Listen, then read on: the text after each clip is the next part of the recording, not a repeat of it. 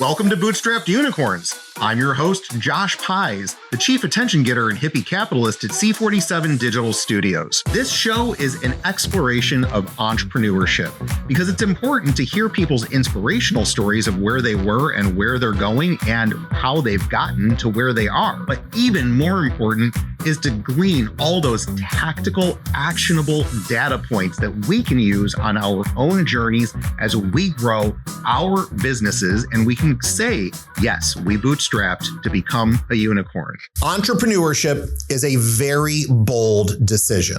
If you are in the act of being an entrepreneur, you may not feel bold every moment. You may actually have moments where you feel the opposite of bold. Actually, we'll have to explore what that might even mean and what term goes with that. I'm not sure what the opposite is. Maybe meek, maybe weak. I don't know. But I do know that we need to find our boldness as entrepreneurs. And so I have a very special guest today who is an author who focuses on a framework she's built called BOLD. So I'll introduce you to Leigh Burgess in just a second. Now, you know you're watching the Bootstrapped Unicorns podcast, and I am your host, Josh Pies, the chief attention getter and the chief hippie capitalist around here. And I am thrilled that you're here to grow once again with us as we learn from an expert who has something to give to you as a gift on your journey in entrepreneurship. Now, I would be remiss if I didn't mention that we do have a great sponsor with Hire VP. If your business is expanding and you can hire remote workers, you absolutely must entertain having a virtual professional. Virtual professional, virtual assistant, kind of the same thing with a twist. Virtual professionals have a just higher level of operation and a deeper integration into your business. They're real employees. We have two phenomenal ones on our team, and we're growing and adding more. You need this. Go to hirevp.us/unicorns, and you'll get 10% off your first 3 months when you book with Hire VP to have your new virtual professional. Now, let's talk about being bold. Leigh, I am so thrilled you're here. Thank you for coming on. And how are you today? I am great. Thank you for having me. All right. So Leigh, I know you have not always been an entrepreneur. I know you've got a backstory that brought you here, and it sounds like you spent a lot of time in healthcare.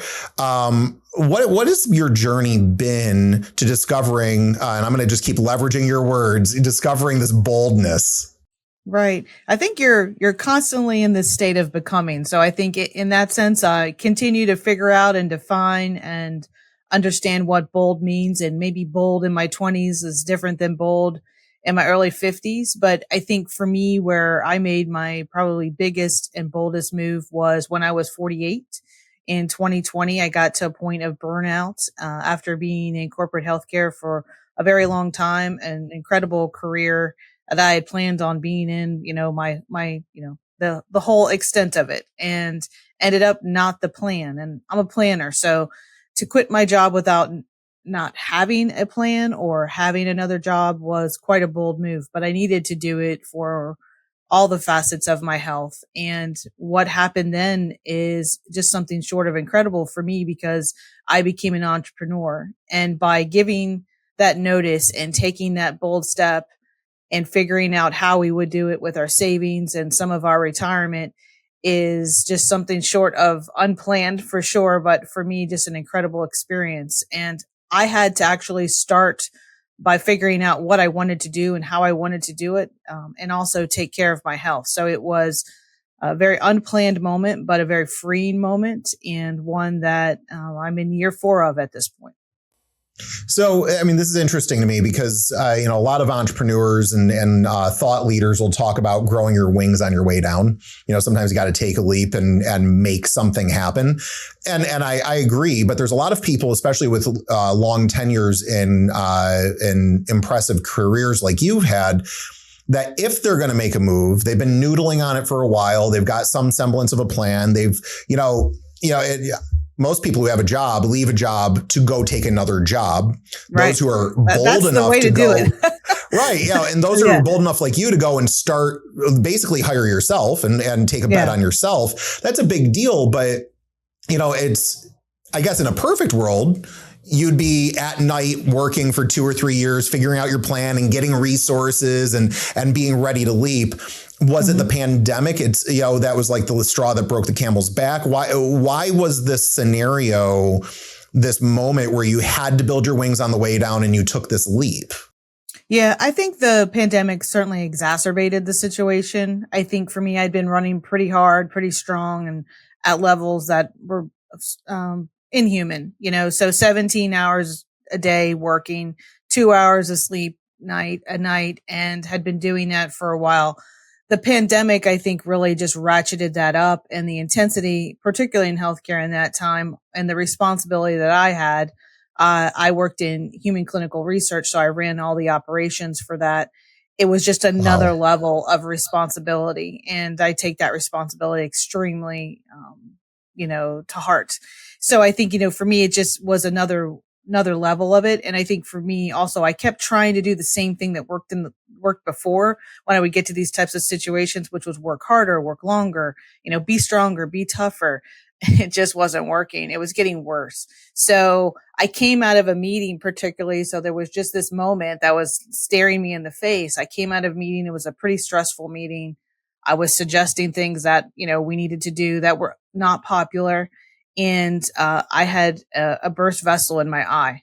So from the stress, the blood pressure and all of that in that meeting, I came out and looked in the mirror and, you know what your eye looks like. It's pretty gnarly. And it was staring me in the face. And I was like, I have to make this change. This is so funny. I was just going to ask you how your blood pressure was, because if you're sleeping 2 hours a night and running 17 hours a day, yeah, it was off the charts, wasn't it? Yeah, it was off the charts, and just, irritable. You're not sleeping. You're not thinking straight. You're just, reactive. You're not yourself. And I was just done with it. And so for me, it was just this pinnacle point where I had to choose my health and my family over anything else. And I had to bet on myself, as my family already was, but it felt selfish at first. It felt irresponsible, like all the negative things you can think about of quitting a job without having a job. But I was choosing myself, which is a hard thing to do sometimes. And I think for me, what was just so fascinating about it was the moment I handed in my resignation, even though I didn't know what I was doing next, it was this feeling of freedom. And at 48, I could be anything I wanted to be. And what would I be? And I hadn't felt that for 30 years, probably since I was 18. And so it was just this moment, and I got to work. It wasn't like I just twiddled my thumbs and, I started doing the normal things, putting together business plan and the URLs. And what was so cool about my last day is I walked out on a Friday, and on that Monday, I got my corporation papers from the state. So I literally had that business that following Monday. But I also knew I couldn't just jump back in. I had to work on my health because it was so derailed, and my mental, physical, emotional, you name it, I had to work on it. And so I did take some time to get, reset and sleep and think and, just spend time with people who love me at the same time I was building. So it's kind of this parallel process. And I had a short runway, but I also knew that if I didn't take care of myself, I wasn't going to go anywhere. Right. And do you remember the night that you first got your first full night's sleep after that? Do you remember that feeling? Yeah, it was incredible. I talk about it being almost like a root canal, which is a terrible thing to say. But I mean, in the sense of how it feels when you need a root canal and the pain you're in, and just, you don't even know sometimes how much it's affecting you. And then you get the procedure, and then, oh my gosh, like I feel so much better. Like the pain is gone and those types of things. Like it's almost like a hidden pain in a way. That's why I talk about it. Some of it you can see and some of it you can't. It was that Friday to Monday. And I think Monday was actually the first night that I slept. I had my, we'd gone through the weekend, done all the things, cause it's not like instant the next day. Right. But I certainly was beginning to figure out how to get into that routine. And it was an incredible feeling, cause I had not slept more than 2 hours for months. You're lucky you're alive, honestly. There's some people who literally work themselves to death. I could have had a stroke easily. I could have easily had a stroke. Yeah. No, I'm so happy for you that you had the boldness. And let's get back to that word bold now, because I know at some point you have discovered that there's a framework that you can help people with in order to make really bodacious changes in their world. Did you already have this framework? Were you using this in your healthcare life? When did you come upon this? This was actually what I used to dig myself out. So in the sense of, I didn't know what was next. I was like, what will I be? Will I go back into healthcare? Will I be an interior designer? Will I have a a barbecue, like we just like barbecue company that makes, sauces and rubs. Like we just talked about lots of things that we love to do and found joy in. So I had actually, when I first started, I had 4 different businesses. That's why I created an S Corp, because I wasn't sure kind of what I was going to do. So for me, like I needed to figure out what's next, but I also needed to look at my mindset, my wellness, and my strategy at the same time.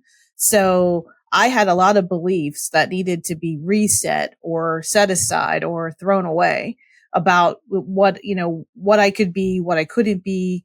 I had a big hang up of like, was I doing enough? A lot of entrepreneurs probably feel that at times, like, am I doing enough? Am I working hard enough? Those types of things. But for me, and I've had this my entire life. It's just been something I carried.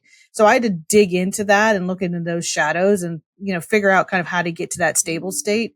And then I also had to think about ownership, which is the O. So believe, own, learn, design.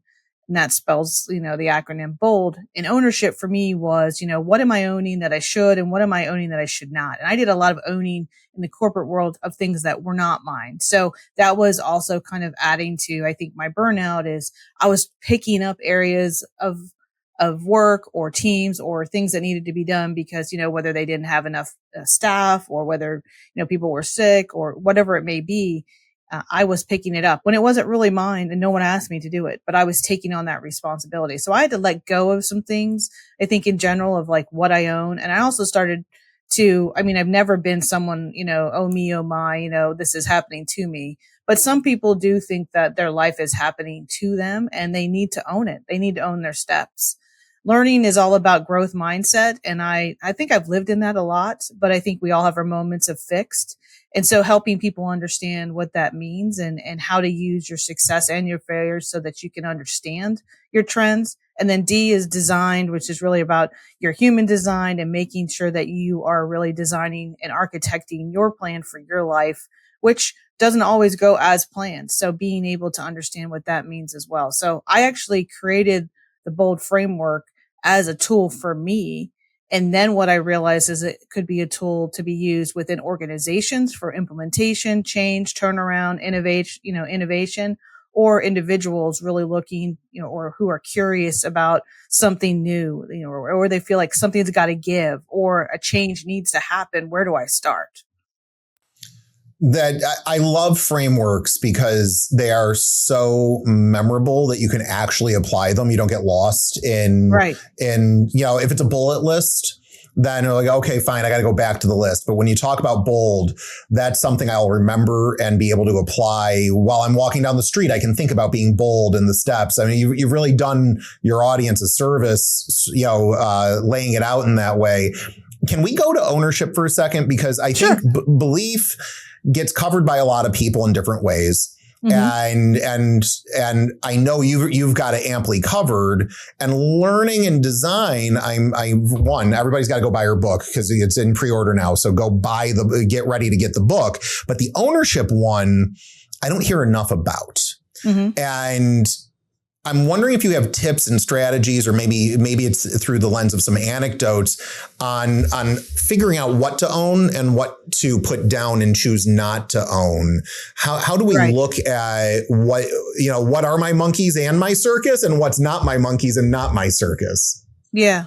Well, I think a lot of the times we focus, as we start off when we talk about ownership, is even just owning what's working, owning what's going right first, versus what's going wrong or missing or you haven't done yet. And I think that's kind of flipping ownership on its head a bit. And I think just we're driven to do better, most of us, to excel, to perform at a high level, especially as entrepreneurs and in the corporate setting as well. I don't think I was any different in the sense of my drive, but I think I really would skip over the things that were going well. And I even have it on my vision board today because it's something that I continue to need to focus in on, like what's going right today versus what's going wrong. And I think you start there. And even, what are your last 3 wins? And thinking about what that looks like. If is it last week or even in the last month? And I don't put a time frame on it, but just tell me what your last 3 wins are. And we start there. And what did you learn?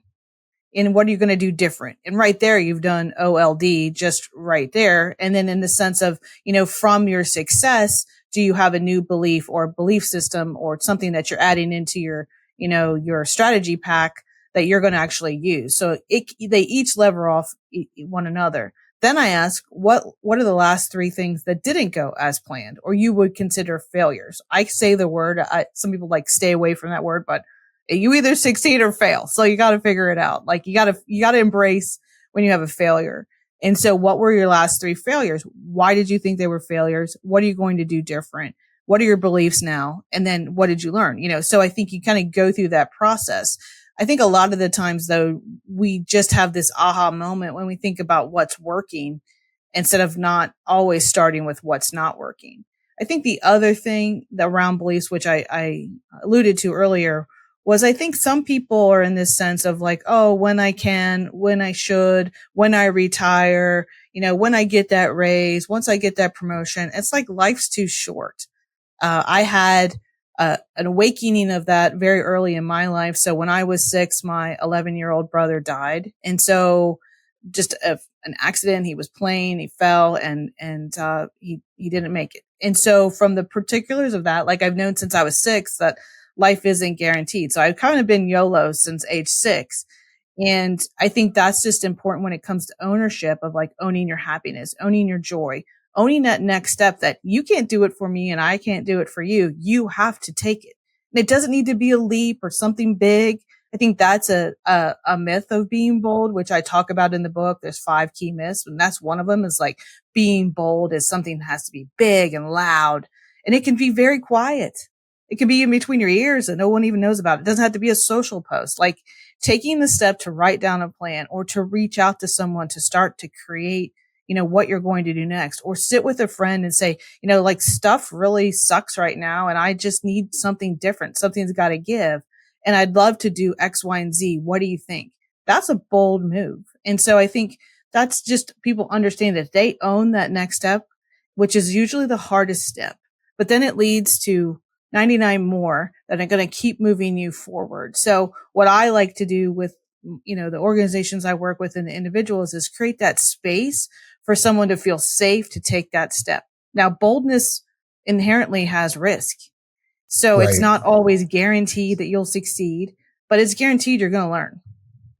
That makes a lot of sense. And I like how you're framing this bold journey as a series of steps that some of them may, because I saw bold in my nature. I was like, bold, yeah. And it's so instantly it's this big, grandiose concept. Right.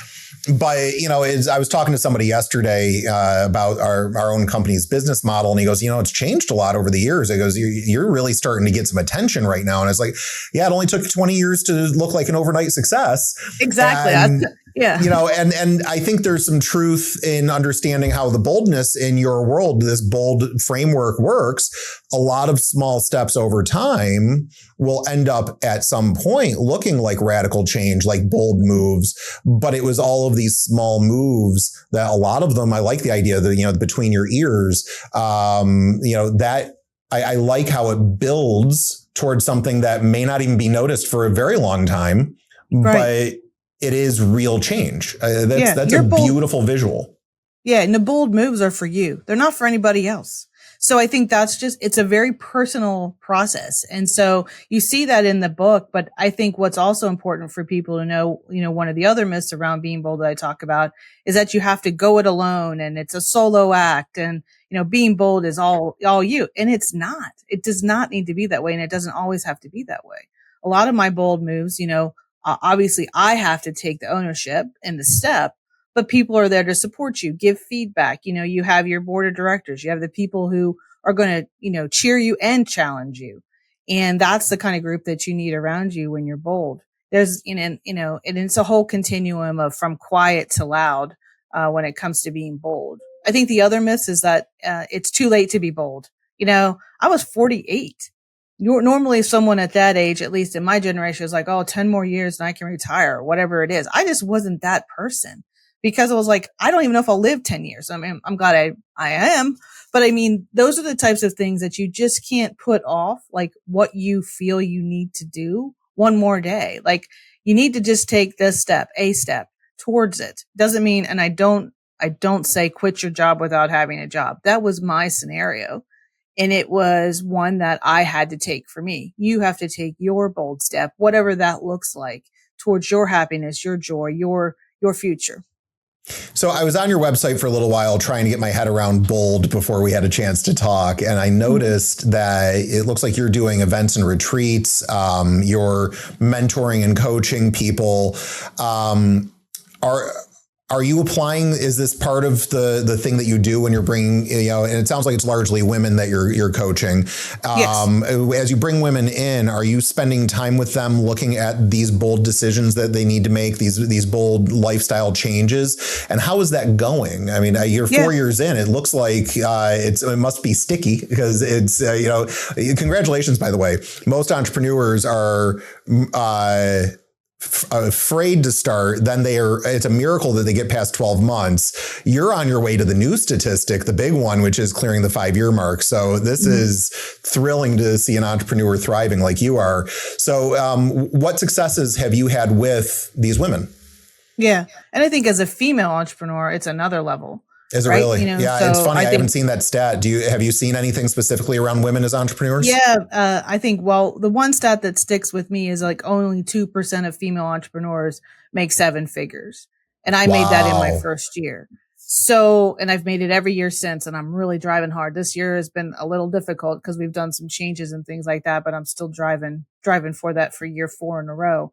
But I think that's an example of something that is out there. And then, you usually don't make it past 2 years as a female entrepreneur. And we don't even get the 5-year mark. We get the 2-year mark. So, for me, the success has really come in seeing the changes in others and what they can do once they feel that they can make that bold move, that small step or that large step. They define it. And we use the framework in that. And I also work with organizations that, need a turnaround or need, something bigger than just a plan, a strategic plan, which we all should have. But a lot of the times, particularly in healthcare, it moves really slow and it has a lot of layers. And I think I now get to work with organizations who want to move faster, be more agile. And I have this unique consulting model called the D90. So the D is designed and the 90 is 90 days. So I go into organizations and do strategic sprints with them and use that bold framework to help them get things done in a pretty quick quip. And then we go to the next step. I think sometimes we, when we're creating change or implementing something, we, do something way too big and we never get it all done. So I think it's kind of a win-win in the sense of we radically prioritize, which is hard for any organization. And then we get at it and then we can mid-course correct every single day versus, 3 months in or 2 weeks in. We're constantly doing that on an iterative process through the consulting model that I created. That's amazing. I've actually worked with large healthcare organizations, and a true story. We had one client project. This really should have been a 90-day turnaround project. And I got a phone call, 4 or 5 weeks ago. This project started over 2 years ago. Mm-hmm. And I thought it was done at the 6-month point. I did not realize that it was still in committee approximately 18 months later. Yeah. And they need to make one final change and then put it back to committee to make sure they agree the change is right. And it might see the light of day by the fall of this year, which will put it at the 30-month mark. Wow. And so looking at how healthcare can, kill things through committee, they can move slow as molasses. And honestly, it was a really important project that has now basically been ignored, in my opinion, in 2.5 years later, but ignored they have energy behind it. But what a phenomenal waste of time when their nursing staff, their frontline staff, their medical billing people needed to see this content to figure out how to be better for the public. Right. And I look at that and I go, oh my, that's not cool. And so the idea that you've got this D90 thing where you might be able to actually walk a project like that, maybe that was what they would attach it to, and really usher in a completion of an important project in 90 days. That seems bold. How many times have you done that? Because if you could do more of that, please, I think the world needs this program. Yeah. So at any point in time, I have 5 to 10 clients that are going through the D90. So it's a dedicated time. So I overlap. So I don't have all of those at the same time. So it is, and that's part of the model too. So a lot of consulting models are, we'll give you a certain amount of people for a certain amount of time and X amount of $1 million. You know, usually they're very, very high. They're very, very talented in the sense high cost, but you know, you should get high talent. And what happens, I think, with the longevity of some of these projects is, you know, the consultants become native, meaning that they don't move in the pace that they maybe came in with. They're kind of, you know, adapting to the culture of the organization, which needed to change. And then ultimately you don't get anything done, you know, so, or you get just a part of it done, which was kind of what I experienced. And then it's time for them to leave and, okay, well, I don't have the staff that you had, and I don't have the ability to hire people because there's a hiring freeze. It just puts you in a real conundrum as a leader. And it feels like a large waste of money at times, you know, when you've tried something for so long and then it didn't actually stick. So the whole point of the D90 is to really prioritize what you need in the next 90, which adds to the next 90, right? Yeah. And it just really took off because people could, one, see proof of concept of me and my team and know that, yeah, Leigh can actually get it done without this long-term commitment. And then they also have the ability to kind of get the most important thing done first. And I think that's something that normally just a consulting model looks at the whole, you know, and the whole timeline or the whole, you know, goal. And I think that can mire you down at times. A lot of organizations and industries have a lot of bureaucracy and, you know, checks and balances, and they're there on purpose. But I think some of them are not needed as much and potentially could move faster, even if there is a check and balance. And that's where I would usually get in trouble in the corporate world, is like pushing on that and, you know, really trying to be an innovative agitator. And now I know that was actually the entrepreneur in me that needed to get out. But I found I've never liked red tape, and I don't seem to have a filter when it comes to red tape, which means I'm not going to be popular necessarily, but it is the entrepreneur who looks at it and goes, this is wildly inefficient, people. You're smart. You're smart. Make a decision and go. Yeah. Yeah. It's filled with smart people. Yeah. I think there's sometimes a power trip. There's sometimes, you know, wanting not to make a decision or be bold or to kind of do what they need to do because they want to feel more comfortable about it or whatever it may be. It definitely can take way longer than it needs to. And I think, you know, some of the things that we just need to do faster and try things that might fail. And I think sometimes in any industry, I think this could happen is people are looking for the 100% guarantee it's going to work. And there just isn't that in life in general. Well, and it's interesting how your framework fills that void perfectly, because you're going to, you know, believe, own, learn, decide, and repeat. And so that is, you know, that win, what is it? Try, fail, learn, win kind of thing that a lot of entrepreneurs believe in. It's real, but entrepreneurial spirit is scary when you're inside of a business and looking for performance reviews and that type of a thing. So I love what you're doing, and I love how successful you already are. This is only the beginning. I can clearly see that. But one of the things I noticed, and I just want to, this might be off topic. I'm sorry if I'm going off the rails a little bit, but I noticed that you are really good at participating with phenomenal PR for your business. And I mean, Fast Company, Forbes, you have some incredible cred and also a top podcast, which is really cool. And there's a lot of entrepreneurs who are trying to make bold moves and secretly wish they could accomplish being seen in the places and the types of things that you're being seen in. What's your secret? How do you open doors like that? Or do they just come calling for you? They certainly didn't come calling for me, you know, when I first started out. I think now that I'm a little bit more known, and even year 4, I think I'm still being discovered in a way, which I think is cool. You know, on certain days I don't think it's cool, and today I think it's cool, you know, because there's newness to that. There's freshness to that. And I don't think you should ever lose that. Honestly, I think you should be new to someone every day. So I think when I first started out, I just said, how can I put myself out there and get more awareness about what I'm doing? But I think what the most important thing is it wasn't about me. It wasn't about getting Leigh out there. It was about getting my mission out there, which was like, I waited way too long to take that step. And because I waited too long, I had to, make that drastic, big, bold move of quitting without a plan, without a job. No one should have to do that. If you're really thinking about something, or if you're feeling that gut check of something's got to give, I'm curious about it, something needs to change, like you're ready for your next bold move. Yeah. Pick up the book and start moving through the exercises. But I think for me, it wasn't about me. It was about my mission of letting people know that there was possibility and that there definitely was a way to live their life aligned with their passion and their purpose.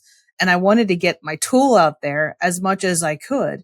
And what that did was it wasn't about so much, Leigh Burgess. It was about, wow, she can help, she can support, she can serve, she can make someone's life better or organizational life better. So I think that's how I started. And I started with a list of 15 people. When I first started off, I had a 5-month runway by the time I started. So I actually kicked it off in January. I left in September, kicked off, actually active sales and reach outs in January of 21.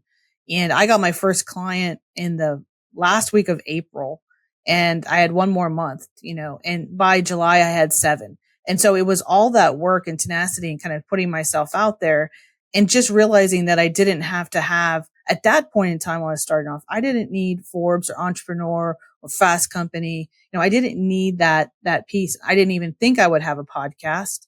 I think that's sometimes I see entrepreneurs start like, I want to have a membership. I want to have a podcast. I want to have everything in the world.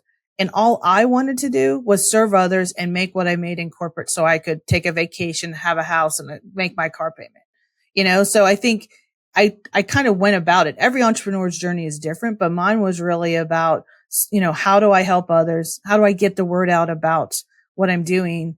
And then it just started to happen, we'd like to invite you to write an article. We would like you to be part of this. And the podcast really came out of me talking to so many people and they didn't think they were bold. I was like, holy smokes, like you're seriously bold. I couldn't even do what you do. And I wanted to amplify those voices. So that's really where the Bold Lounge came about. So I think that's one thing, just if I was giving advice, is like, don't try to like make this huge checklist of things you're going to do as an entrepreneur and what you're going to achieve. I'm not saying don't have dreams and don't have goals, but like, what do you need to do today for you to be here tomorrow in the way that you want to be? And that's what you should be working on. If a podcast is that, then great. If, I don't think anything like an article or a gazillion followers on social media and those type of things. I mean, only 7% of your sales come from social media. But we have so much time invested in that and the things that we do. It's an important piece of our business. But I think sometimes when people first start off, they spend time on that kind of thing that doesn't have an ROI actually to their business. This is sage wisdom. This stuff makes a lot of sense. And I know you have a hard stop today, and I want to respect that. But one thing that I know our audience needs to know is you're pre-selling the book right now. This is something somebody needs to be bold, and they're not bold right now. At least they don't feel like they're bold. So I would love for you to tell us, how can we pre-order your book and how can we find your podcast? Sure. Yeah. So go to my website, leighburgess.com. I'm sure you'll put in the episode notes. You'll find the book. You'll find the retreat. You can sign up for everything that we do in the sense of being aware of our next event. And you'll also be able to see the book trailer where I talk through what the book's about. So, and if you pick up the book, we'll be announcing some incredible pre-sale special things and exclusive things that you'll get when you get the book before it publishes in November. That's outstanding. Leigh, all the best to you. I can't wait to get a copy of your book. I know some people right now in my world that need some more boldness, so I will be getting more than one copy and sharing it. So, and if maybe offline I can work on getting a signed copy, that would be really cool. Absolutely. So, Awesome. Consider So that done. I love this. Thank you, Leigh. LeighBurgess.com is where you're going to get all of that information. Bootstrapped Unicorns, you know how this rolls. I never know who my next interviewee is going to be. I promise you, we have done the work to find the right person who's going to add real value in your world. So if you've loved this episode, please make sure you share it. Reach out to Leigh and say thank you.